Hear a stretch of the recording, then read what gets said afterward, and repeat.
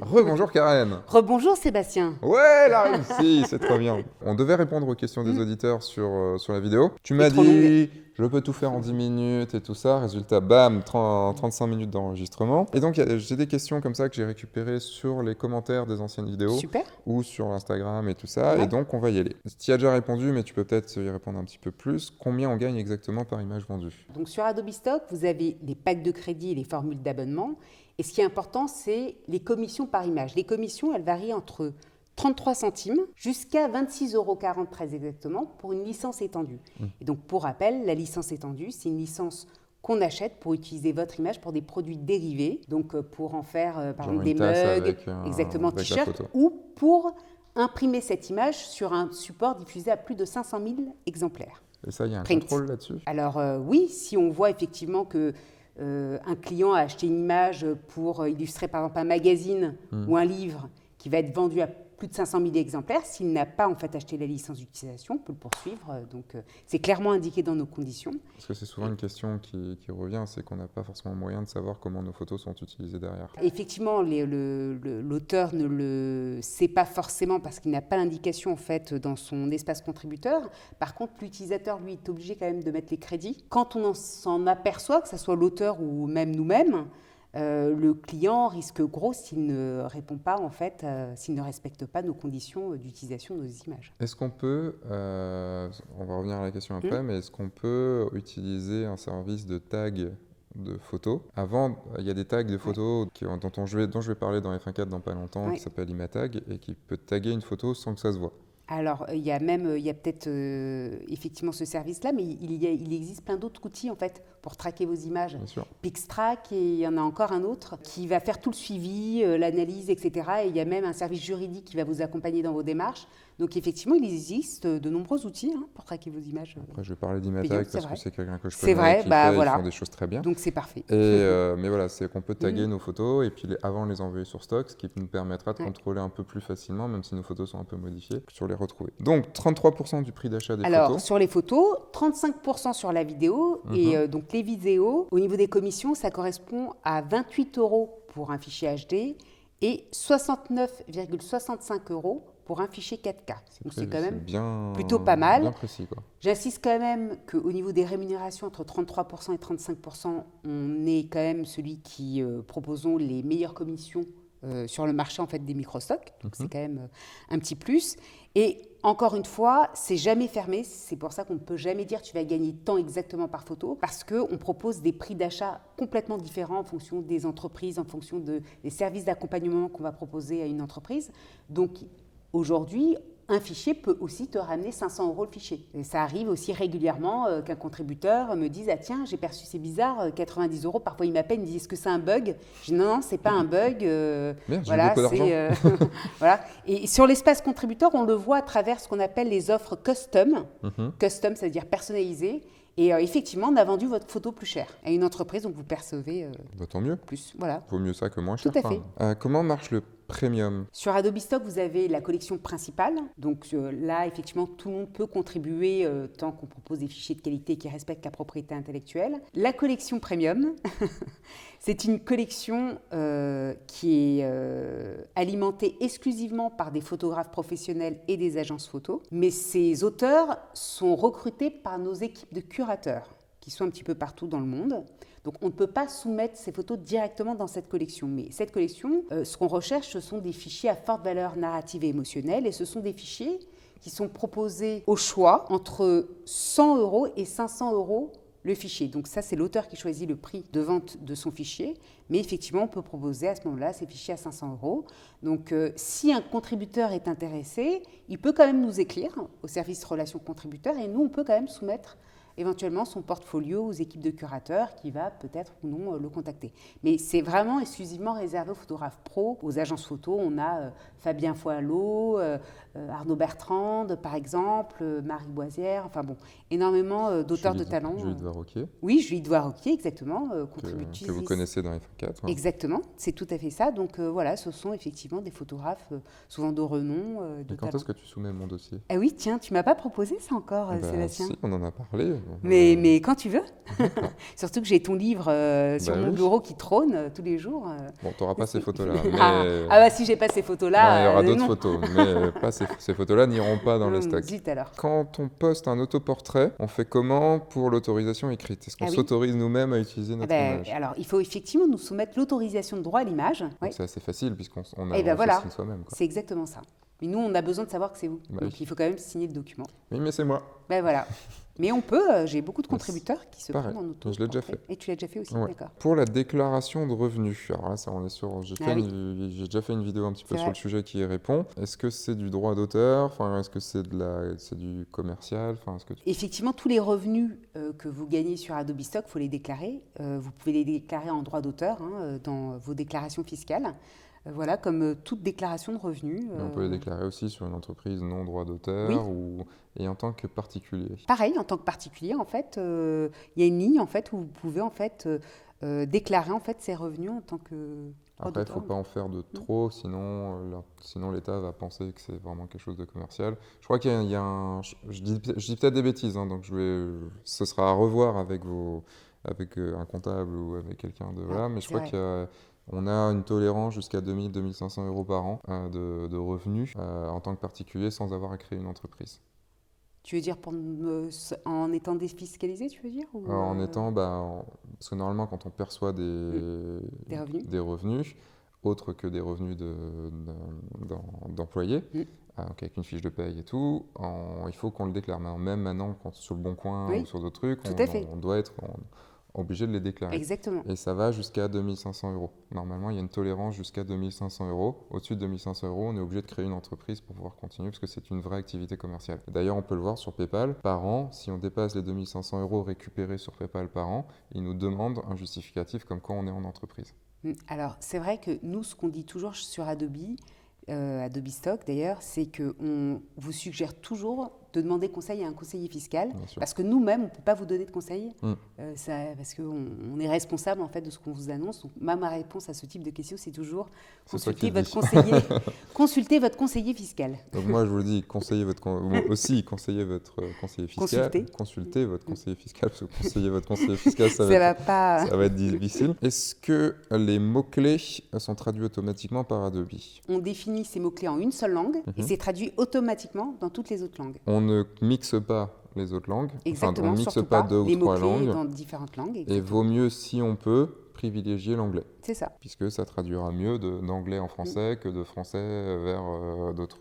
Il y a souvent un petit peu moins d'erreurs. Si je poste une photo sur Adobe Stock, est-ce qu'elle m'appartient toujours? Ah oui. Ou est-ce que j'en perds les droits? Ah non. Alors, vous conservez bien évidemment le droit de paternité sur vos œuvres. D'ailleurs, c'est obligatoire. Ce qui veut dire que vous avez un droit de retrait, qu'à tout moment, vous pouvez retirer vos fichiers qui sont sur Adobe Stock. Et en plus, tu disais qu'on pouvait aussi les mettre sur d'autres stocks en même temps. Exactement. Et en plus de ça, donc ça c'est autre chose, mais il n'y a aucune exclusivité sur Adobe Stock. Les photos que vous proposez sur Adobe Stock, vous pouvez les proposer à la fois sur d'autres plateformes concurrentes et vous pouvez les vendre aussi via votre site web en direct, dans des galeries ou autres. Tu me parlais de Goodless qui faisait donc 1 million de chiffres. Sur Adobe Stock, sur lui, il Adobe génère Stock. 1 million de revenus sur Adobe Stock Et beaucoup faisait plus, aussi, enfin encore plus en fait sur toutes les autres banques d'images. voilà, en fait, il a mis les mêmes photos sur plusieurs banques C'est d'images.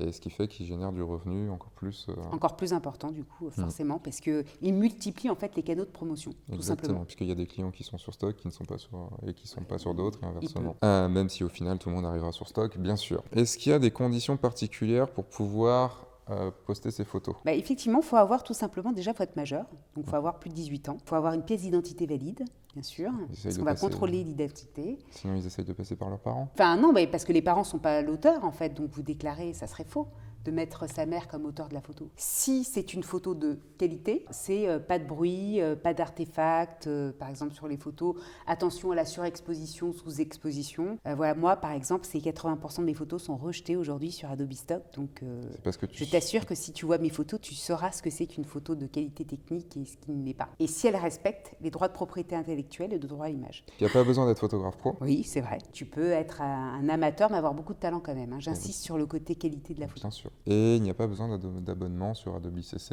Ah non, pas du tout. Ah non, on n'est pas du tout obligé d'être utilisateur des outils Adobe pour devenir contributeur. Peut-on voir combien de fois une photo a été achetée, juste, mais en tant que client, pas en tant que contributeur? En tant que contributeur, on le saura directement. Mais est-ce qu'en tant que client, il y a moyen de voir Non. sur les stocks combien de fois la photo a été achetée? Non, non, ce que vous pouvez voir, c'est par exemple les fichiers les plus vendus, mais on ne va pas communiquer sur le nombre de fois, Où elle est vendue? en tout cas aux clients, sur le nombre de téléchargements en tout cas. Par contre, le contributeur, lui, peut savoir dans son espace contributeur le nombre de fois où son image a été téléchargée. Quand il s'agit de monuments importants tels que la Tour Eiffel ou bien d'autres, par exemple là malheureusement avec ce qui s'est passé avec, avec Notre-Dame, est-ce qu'on peut les vendre sans restriction sur stock ou est-ce qu'il y a quelque chose à faire en particulier? Alors pareil, même problème avec les monuments, tout dépend si on a l'autorisation du droit à l'image du bien. Donc soit c'est un monument qui est dans le domaine public et donc il n'y a pas de souci. Je vais donner l'exemple exactement de la Tour Eiffel éclairée le jour. On peut effectivement photographier la Tour Eiffel éclairée le jour et la soumettre sur Adobe Stock. Par contre, l'éclairage, vous savez, scintillant l'éclairage de nuit, il est protégé par la SETE. Et donc là, il faut les autorisations de la SETE, en l'occurrence pour la Tour Eiffel. C'est comme le Louvre, il faut avoir les autorisations. Voilà, le Louvre aussi, c'est pareil, exactement. Donc en gros, il faut se renseigner. Et les équipes d'Adobe Stock qui contrôlent les photos le savent. Exactement, on a toute une équipe, en fait, une direction artistique et technique qui est formée aux règles de propriété intellectuelle et qui va effectivement valider ou refuser le fichier si elle respecte ou non les droits de propriété intellectuelle, justement. Donc c'est pour ça qu'on refuse, c'est vrai, énormément de fichiers. D'ailleurs, sur le refus des photos sur Adobe Stock, elles sont toujours justifiées. Ah oui, elles sont justifiées en fait. On ne va pas donner complètement le détail, mais on va vous dire pourquoi. Si c'est non-respect des droits de propriété intellectuelle, si c'est un problème de droit à l'image, si c'est des problèmes techniques, artefacts, bruit ou autres. Donc on va vous donner la raison. Après, on ne va pas tout détailler. On peut toujours contacter le service relations contributeurs. Il y a Iris d'ailleurs qui gère en France, que certains ont dû, avec qui certains ont dû être en relation, mais qui peut vous donner des conseils. Parfois, tout simplement, l'auteur n'a pas vu qu'il y avait quand même la marque qu'on voyait sur la basket. Et donc là, on va vous dire, voyez, il y a le logo sur la basket, donc il faut l'effacer, par exemple, via Photoshop. On peut quand même contacter le service client, au moins pour juste... Voilà, pour le service relations contributeurs, vous pouvez éventuellement, on peut vous orienter, vous aider, si vraiment vous ne comprenez pas pourquoi ça a été refusé. Question sur des vieilles photos, vieilles diapositives, vieilles photos des années 50, les vieilles photos, quoi. Si elles sont scannées en haute définition et dépoussiérées, est-ce qu'elles peuvent être acceptées? Alors, tout dépend en fait si l'œuvre elle est protégée ou pas, toujours pareil, si c'est dans le domaine public ou pas dans le domaine public. C'est plutôt, je pense qu'il parlait plus de 16 anciennes photos à lui. Ah oui, il n'y a pas de souci. Il peut très bien effectivement scanner ces anciennes photos et nous les soumettre, tant que c'est de qualité, que ça respecte les conditions techniques en fait. Le droit à l'image et tout ça, quoi. Non, et puis même les critères techniques, tu verras sur le site, tu pourras les recommuniquer, mais il faut quand même que le fichier, donc ça soit un JPEG entre 4 millions de pixels jusqu'à 100 millions de pixels. Donc si c'est un fichier vraiment de très très basse résolution, là on ne va pas l'accepter, mais tant que c'est un JPEG de qualité, il peut effectivement nous le soumettre. Qu'en est-il des personnes mineures figurant sur les photos? Très bonne question aussi. Il faut l'autorisation des deux parents. Si on ne reconnaît pas le mineur, si c'est une photo d'un mineur de dos, donc là, il n'y a pas de souci. Mais si on reconnaît l'enfant, il va falloir les autorisations des deux parents. Je vais partir dans des cas spéciaux, mais si par exemple un des parents est mort. Alors, si l'un des parents est mort, en fait, c'est les ayants droit, en fait. Donc, si c'est la mère qui a la responsabilité légale, en fait. Mais il faudra l'expliquer sur le droit à l'image. Alors oui, il faudra l'expliquer. Oui, c'est vrai qu'il faudra l'expliquer, mais ça sera valide. Enfin, il n'y a pas de souci, il faudra juste le signaler. Oui, parce que c'est c'est pas dans la norme de ce qu'Adobe Stock attend. Est-ce que l'on peut soumettre des photos qui ont déjà été publiées sur Facebook ou sur Instagram? Oui, tout à fait. Vos photos, vous pouvez donc les publier exactement sur Facebook, sur Instagram, et nous les soumettre aussi sur Adobe Stock. D'ailleurs, on a énormément d'auteurs qui sont d'ailleurs souvent tous sur Instagram. Ce sont ces photos qui nous soumettent aussi sur Adobe Stock. Ou alors, ça peut être tout simplement pour donner une seconde vie à des fichiers qui dorment sur le disque dur. On se dit, tiens, pourquoi pas effectivement les proposer sur Adobe Stock et promouvoir finalement ce travail auprès de la communauté créative et leur donner une chance en tout cas de se vendre. Il y a cette fameuse croyance que quand on poste une photo sur Facebook, elle appartient à Facebook. Ce qui n'est évidemment pas vrai, sauf que Facebook peut l'utiliser de son côté pour de la publicité ou autre, c'est juste ça. Ouais. Mais évidemment, on fait ce qu'on veut de nos photos après. Donc, on garde toujours notre droit d'auteur sur les photos, donc on peut les mettre sur Stock après. Évidemment. Si on recherche une ville sur Adobe Stock et qu'elle est introuvable, il parle d'une ville fantôme que l'État a décidé d'exproprier. Donc, c'est un truc très, très spécifique. Est-ce que c'est intéressant de mettre des images si on n'a pas trouvé du coup cette ville sur... En fait, ce qu'il faut se dire, c'est est-ce que Est-ce que ils c'est un pensent... marché, est-ce que c'est un marché de Nice? Tu me charries. Oui, bah oui, totalement. Voilà. En fait, ce qu'il faut se dire, c'est est-ce que je pense qu'un acheteur peut acheter cette image? C'est ça qu'il faut se dire. Est-ce que je pense qu'il peut y avoir un besoin? Donc, si l'auteur se dit, bah oui, il peut y avoir un besoin, moi j'imagine très bien la mairie du machin avoir besoin, pourquoi pas? Qui soumettent effectivement cette image sur Adobe Stock. Dans quelle catégorie faut-il s'enregistrer quand on est auto-entrepreneur? Donc, la question porte sur quand on s'enregistre sur Adobe Stock pour devenir contributeur, société, SARL, tout ça, et ou particulier, tout ça. Et il n'y a pas marqué le régime français de micro-entreprise. Oui, alors c'est toujours... Soit normalement je réponds de façon corporate, c'est demander conseil à votre conseiller fiscal, voilà. Mais je sais que toi, pour te renvoyer la balle, je sais que toi, tu t'es enregistré sur la catégorie, puisqu'il y a la fiche SARL, moi, je suis une SNC ou SA. SARL, donc, Ah oui, ça c'est pour ça alors. Tu t'es enregistré normalement, de ce que j'en sais, il faut rentrer dans la catégorie SARL, SNC ou SA. Sans vous êtes une entreprise, donc c'est de ce côté-là qu'il faut s'enregistrer. Mais bien sûr, je vous conseille de consulter votre conseiller fiscal, évidemment.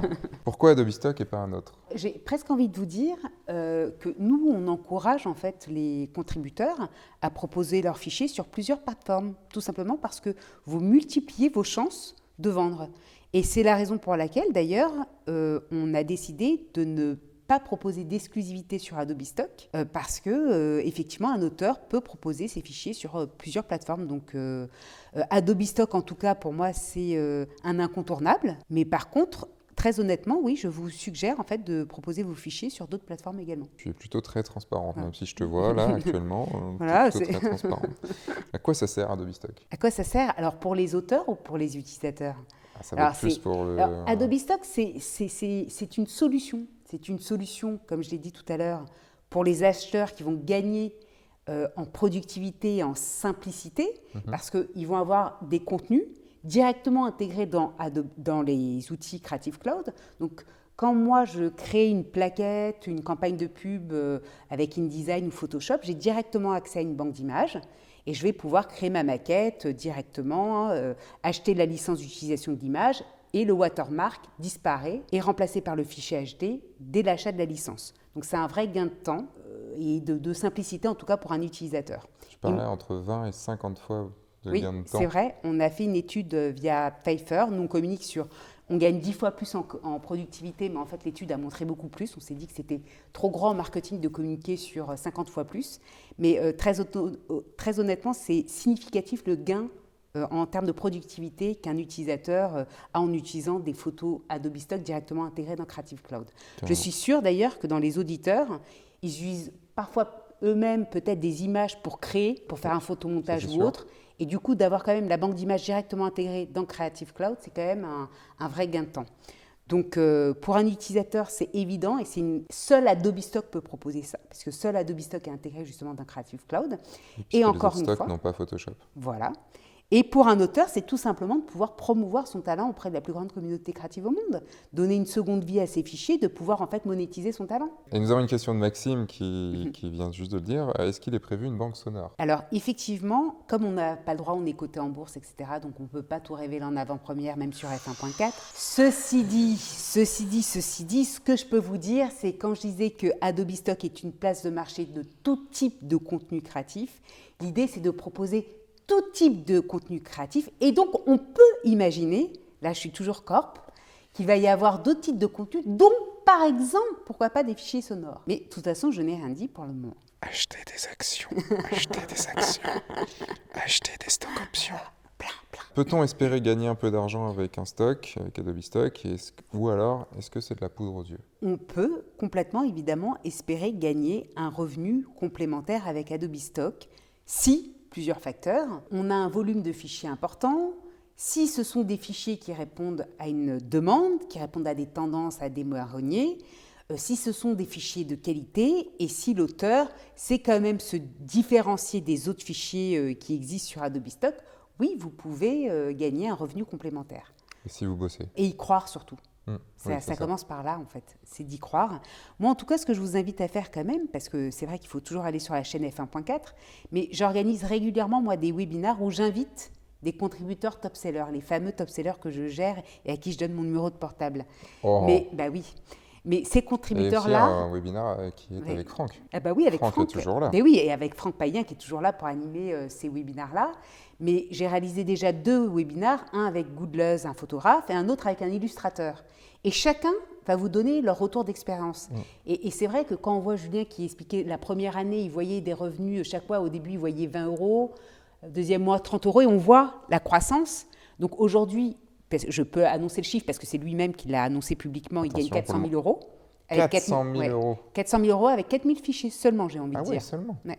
Il explique qu'il upload un seul fichier par jour, parce que lui, il est directeur artistique déjà en agence, donc il a déjà un job. Il n'a pas beaucoup de temps, et il m'a dit, moi, je consacre 1 heure par jour à Adobe Stock, et pas plus.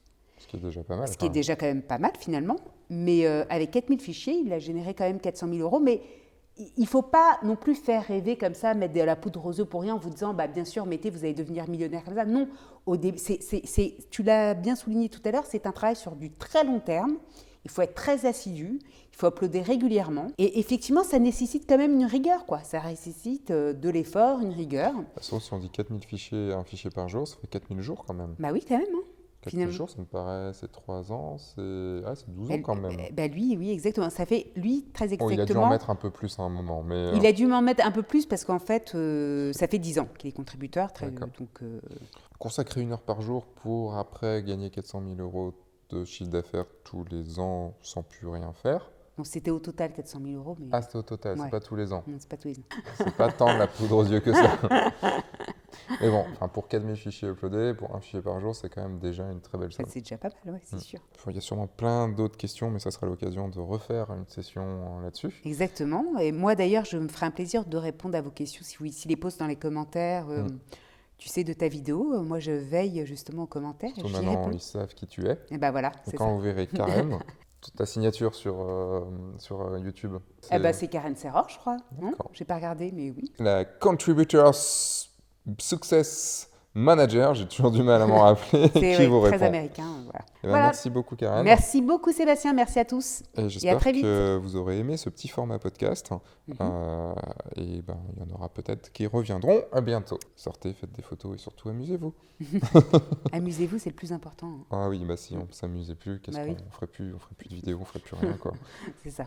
On irait dormir. Non, allez, au revoir.